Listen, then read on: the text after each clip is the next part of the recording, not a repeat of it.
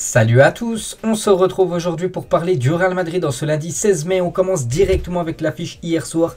Cadiz recevait le Real Madrid et le Real a pris un point du côté de ce club de Cadiz, un point à l'extérieur. Après voilà, bon, niveau Liga, le titre est déjà acquis, donc on va dire c'est un bon point pris, surtout pour cette équipe qui était très remaniée, pas mal de joueurs cadres comme Benzema, Courtois, même Vini Junior était au repos, ils n'étaient même pas dans le groupe hier pour ce déplacement du côté de Cadiz. Donc l'unique buteur côté Real Madrid, c'est Mariano Diaz sur un gros service de Rodrigo, les gars, qui lui a déposé un caviar. Donc les stats de la partie, donc plus de possession de balle à côté Real Madrid, plus de tirs à côté Cadiz, les gars, plus de 21 tirs. À noter voilà que le gardien ukrainien Lunak a gaulé à la place de Thibaut Courtois. Énorme prestation de sa part, on va en parler dans quelques minutes.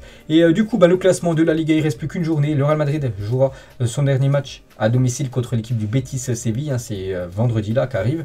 Et du coup, le Real Madrid est déjà sûr de terminer premier, quand même un sacré matelas confortable sur cette deuxième place. Vraiment, le Real Madrid a vraiment conquis facilement, on va dire, cette Liga cette saison. Regardez les points d'avance, 12 points d'avance quand même sur le FC Barcelone. Il ne reste plus qu'une journée de Liga.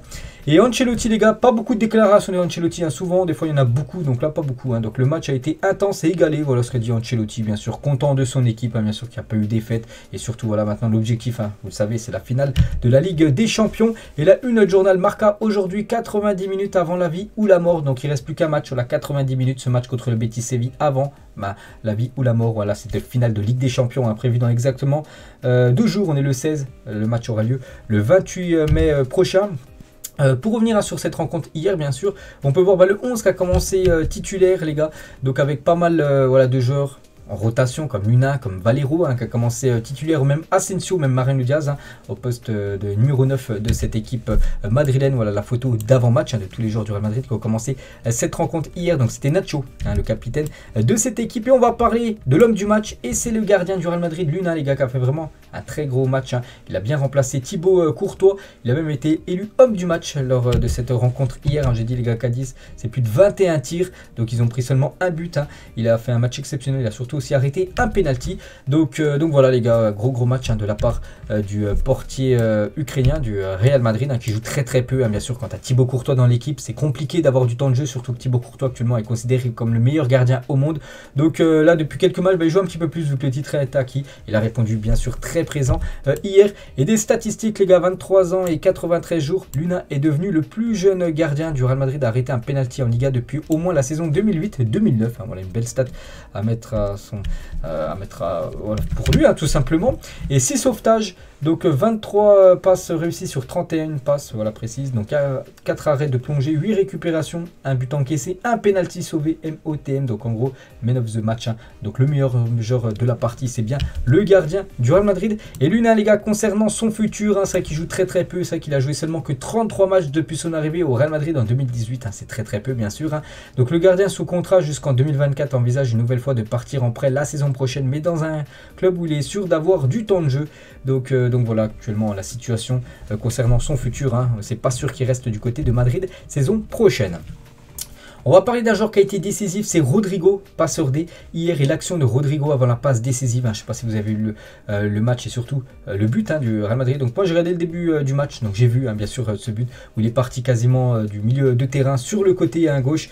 Et il a dribblé 2 ou 3 joueurs de Cadiz pour donner un caviar tout simplement à Mariano Diaz. Donc Rodrigo est en train de devenir très fort du côté de Madrid. Le jeune Brésilien vient de claquer sa 10e passe décisive de la saison. Félicitations à lui. Et Rodrigo est impliqué dans 10 buts sur ses 10 derniers matchs avec le Real. Donc 7 buts et 3 passes D, soit autant que lors de ses 50 matchs précédents avec la Casablanca. Donc voilà, il n'y a rien à dire. Il est ultra performant là sur ses 10 derniers matchs, fait aussi bien que sur ses 50 précédents.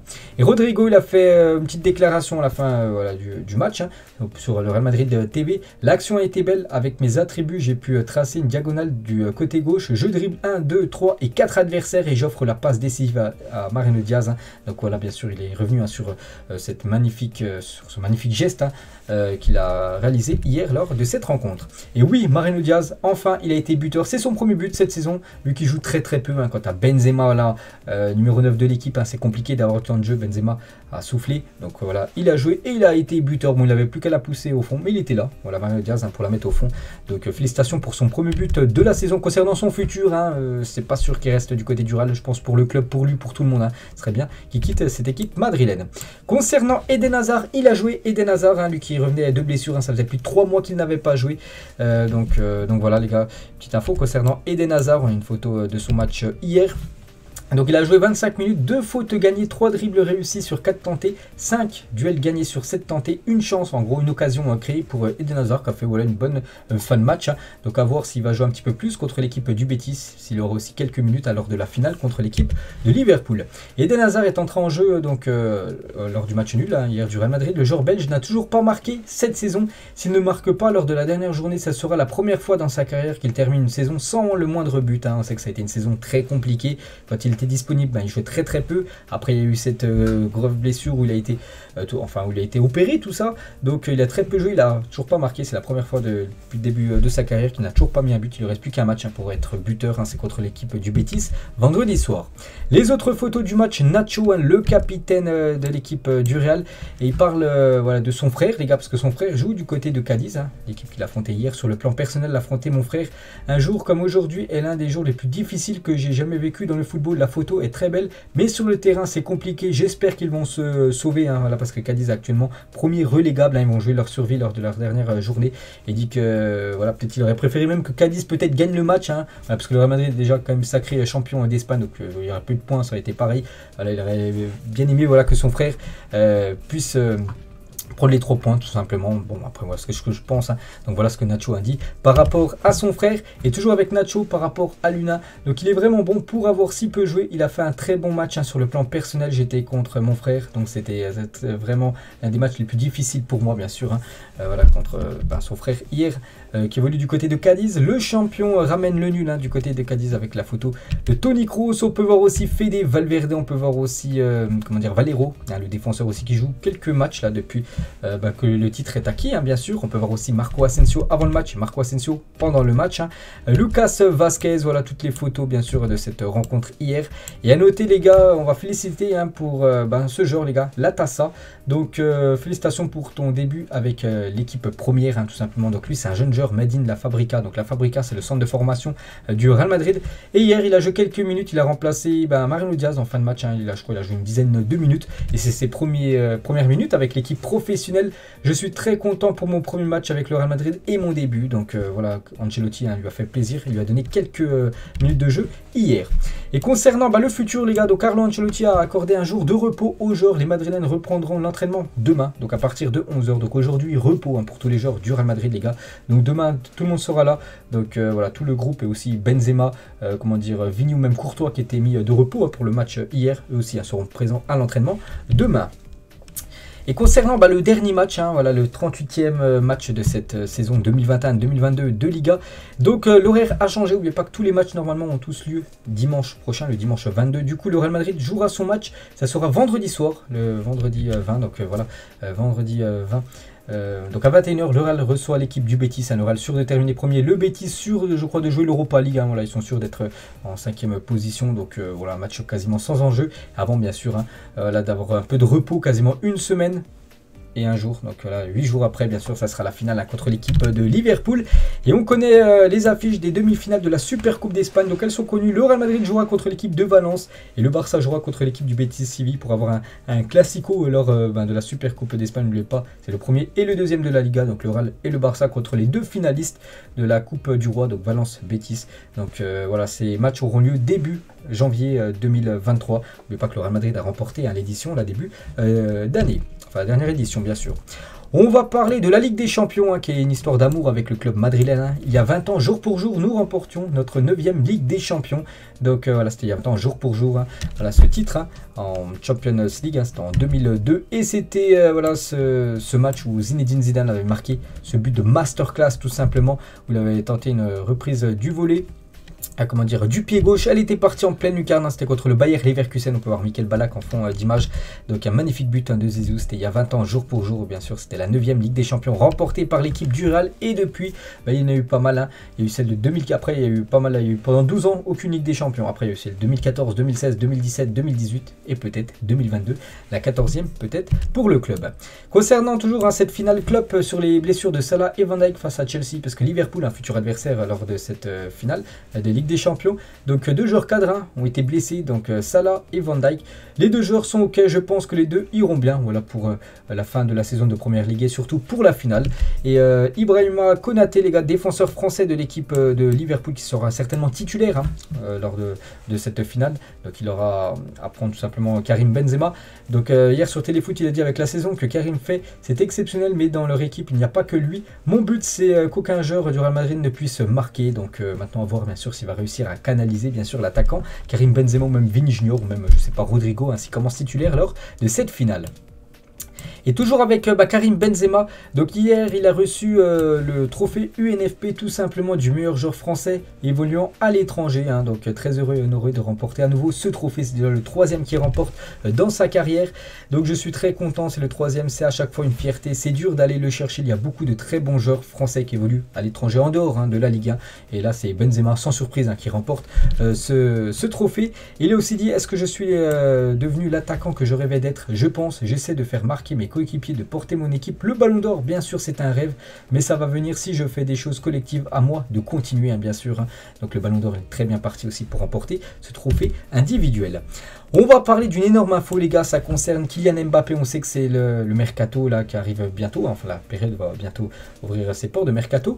Et du coup Mbappé qui est pressenti du côté du Real Madrid, et d'après le journal Marca, Mbappé a dit oui au Real Madrid. Un attaquant français, le club espagnol a conclu un accord la semaine dernière. On peut voir l'article du journal Marca, les gars, je ne mens pas. Décision prise, Mbappé dit oui au Real Madrid. D'après ce journal Marca, donc il aura un accord verbal avec Mbappé avec le Real Madrid. Et donc l'accord devrait être signé là très prochainement. Donc le contrat de Kylian Mbappé avec le Real Madrid, donc déjà 100 millions de primes à la signature vu qu'il est libre de tout contrat du côté de Paris. Du coup vu que le Real Madrid ne va pas l'acheter en gros, donc ils vont lui donner une prime à la signature qui pourrait monter jusqu'à 100 millions d'euros. Donc après si le Real Madrid aurait dû acheter Kylian Mbappé, ça aurait été au moins 180 millions d'euros. Donc c'est pour ça que quand même voilà, c'est plutôt pas mal malgré que c'est une énorme somme bien sûr. Après ça reste comme Kylian Mbappé, peut-être le meilleur joueur au monde actuellement. Donc un contrat de 5 ans et un salaire net de 25 millions d'euros net par an, en gros, voilà ce que devrait toucher un Kylian Mbappé en rejoignant bien sûr cette équipe madrilène. Et l'accord, les gars, qui a été finalisé avec le Real Madrid. Donc tout a été scellé la semaine dernière. Souvenez-vous, les gars, la semaine dernière, Mbappé, lundi et mardi dernier, il était du côté de Madrid. Vous vous souvenez, j'avais montré des photos. Donc lors de sa venue à Madrid, c'est José Ángel Sánchez qui a tout pris en main. Il a annulé tous les rendez-vous qu'il avait pour en terminer avec cette saga. Donc en gros, la semaine dernière, quand Mbappé est venu à Madrid, il a eu une réunion avec José Ángel Sánchez pour avoir un accord verbal concernant son futur, tout simplement du côté du Real.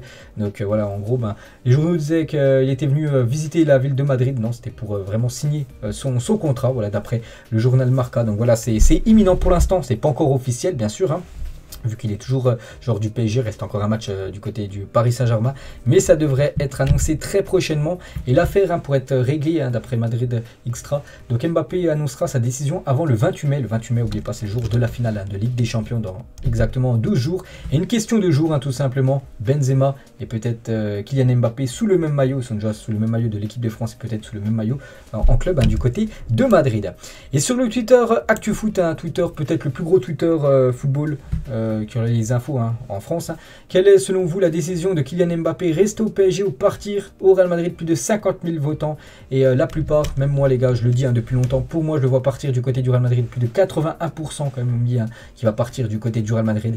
Donc voilà, c'est imminent quand même la signature, on pense tous de Mbappé du côté du Real. Il y a quelques semaines, il était dit qu'un troisième club en plus du Real Madrid et du PSG était intéressé afin d'accueillir Kylian Mbappé sans que le nom du club ne soit connu. Le club en question était l'équipe de Liverpool. Liverpool voulait aussi Kylian Mbappé, c'était impossible pour eux. Voilà, Mbappé a toujours dit, s'il quitte le PSG, c'est seulement pour aller du côté du Real Madrid, ce qui devrait se faire. Mais Liverpool a quand même tenté, bien sûr, sa chance concernant le crack français. On va parler des résultats qu'il y a eu aussi ce week-end, donc un peu plus tôt dans la journée. Donc hier, le Real Madrid Castilla, donc l'équipe B, s'est imposé 5-1 contre Costa Brava. Avec cette victoire, les hommes de Raúl se retrouvent 10e à 3 points de la 5e place qualificative pour les playoffs à 2 journées de la fin. Donc voilà, c'est quand même long au classement, en 10e position. Donc voilà, ce classement est quand même très très serré puisqu'il y a seulement 3 points d'écart avec la 5e place, ils sont 10e. Donc voilà, une victoire, puis ils se retrouvent 5e. Donc à voir, bien sûr, ça sera quoi les résultats lors des dernières journées. Et l'équipe féminine du Real Madrid a battu Villarreal Villarreal 1-0 et se qualifie sur le fil pour la Ligue des Champions saison prochaine grâce à la victoire du Barça contre l'Atlético. Les Madrilènes pourront jouer l'Europe pour la deuxième saison consécutive, hein, félicitations à elles. Donc les féminines disputeront la Ligue des Champions pour la deuxième année consécutive sur 2 possibles, hein, donc parfait. Hein. Elles terminent du coup en troisième position, hein, de cette Liga espagnole féminine, bien sûr, hein, derrière le Barça, hein, qui a survolé bien sûr ce championnat, et la Real Sociedad qui termine en deuxième position.